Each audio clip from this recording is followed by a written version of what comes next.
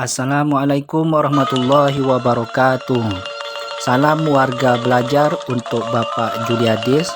Pada saat sekarang ini saya sedang tersenyum, Pak. Tolong Bapak balas senyuman saya.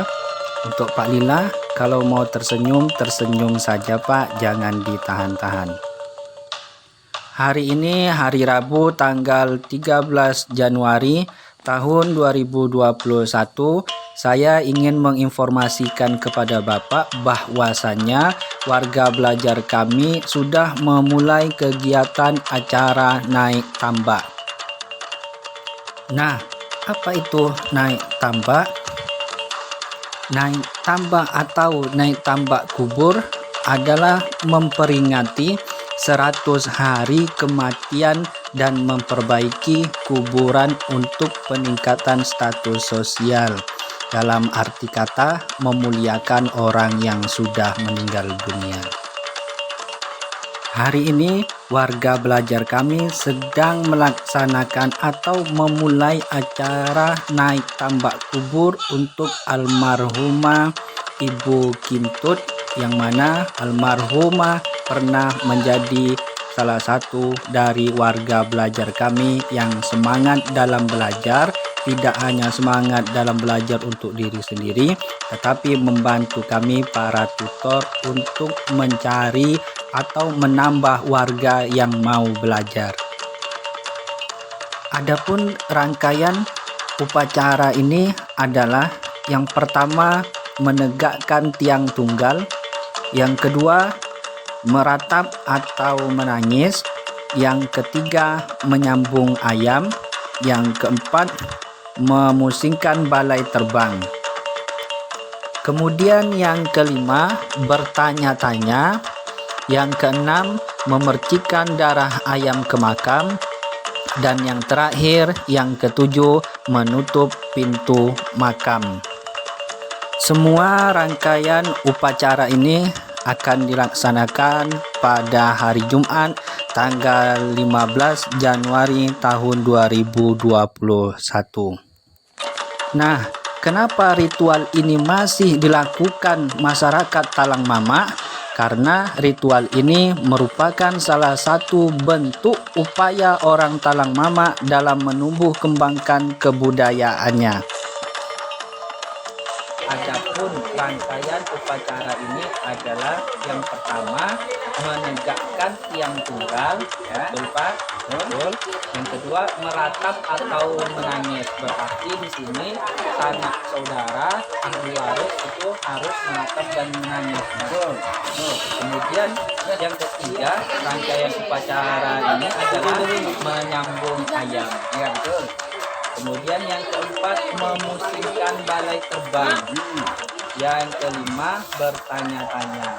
Nah, yang saya jadikan pertanyaan di sini bertanya-tanya, siapa yang bertanya ke siapa, Pak? Oh, betul. Kalau masalah itu kalau yang bertanya itu batin adat. Bertanya kepada nanti. Sama jangan kepala desa, jangan sendiri.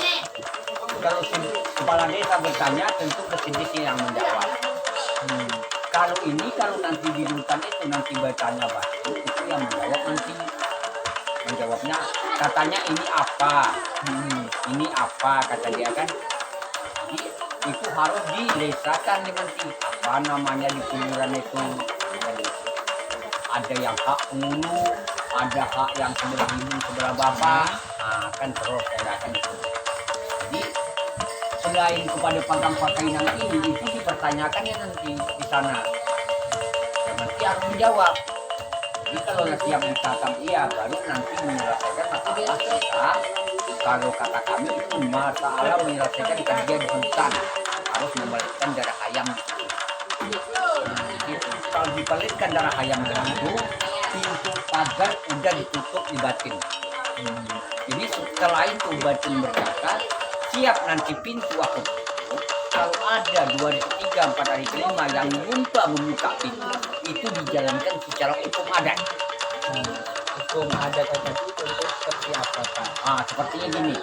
Yang pertama ketiga itu hukum.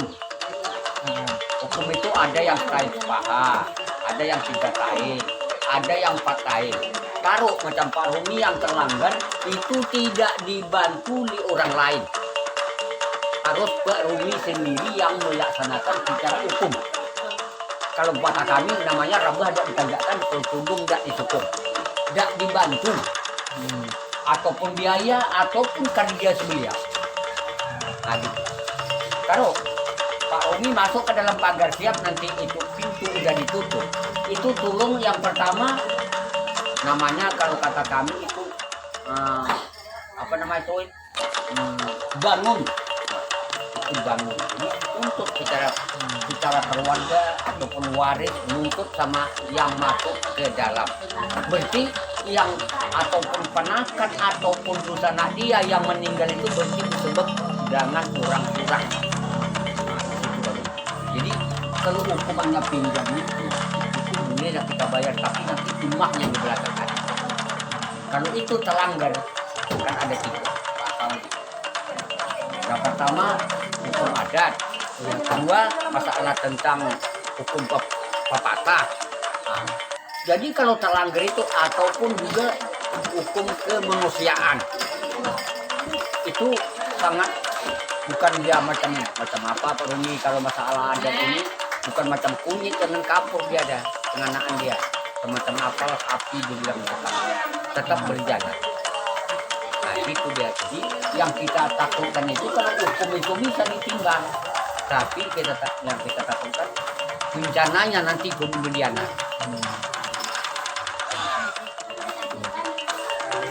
Jadi kalau sarak bawa gama, kalau pepatah bawa petikal, kalau adat bawa memakai, undang-undang bawa pengaturan.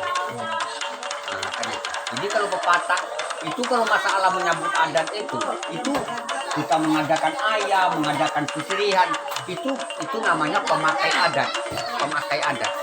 Sama dengan kita ini ini. Kita udah macam ini kita pasang baju, ya kan? Pasang celana. Itu kan bukan orang. Bukannya kan yang orang itu yang di dalamnya. Yang ini cuma baju sama dengan adat dengan pemakai. Undang-undang dengan pengaturan. Kalau syarat dengan beragama, pepatah dengan petikal dia. Yang sesuai dengan petikal.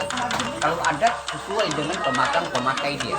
Atau siapa yang limpang kepada pemakai dia, itulah yang dikenakan sanksi hukum kan. Itu yang Bapak bilang tadi kan. Dikenakan sanksi dia karena hukum. Tapi bisa ditimbang, bukan tidak bisa kan.